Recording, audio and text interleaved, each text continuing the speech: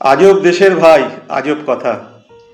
শুনতে হয়তো লাগে খুবই মজা, তবু তারই মধ্যে লুকিয়ে থাকে এক করুণ কাহিনী। আসুন, আজ তাই একটু শুনি। একবার এক স্কুলে বাংলা পরীক্ষার দিন মাস্টারমশাই রচনা লিখতে দিলেন মশার অপকারিতা। তো সব বাচ্চারাই যার যার স্বার্থমতো সে লিখলো, যে যেরম পারলো গুছিয়ে লিখলো। ব্যতিক্রম শুধু একটি ছেলে। সে এরমভাবে লিখলো, প্রিয় মাস্টারমশাই, জানি আমাকে এই রচনার জন্য কোনো নাম্বার দেবেন না, তবুও আমি মশার অপকারিতা লিখতে পারবো না। আমি লিখব মশার উপকারিতা। কারণ মশা আমাদের কোনো অপকার করে না। মশা আছে বলেই আমি, আমার ভাই, আমার মা বাবা দুবেলা দুমুঠো খেতে পাই।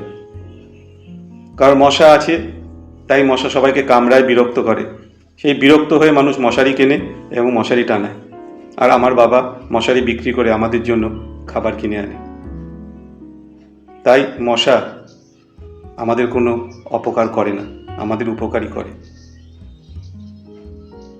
হয়তো শুনতে গল্পটা খুবই মজার লাগবে, হাস্যকরও লাগবে, কিন্তু এরই মধ্যে রয়েছে কিছু কিছু পরিবারের এক করুণ কাহিনী।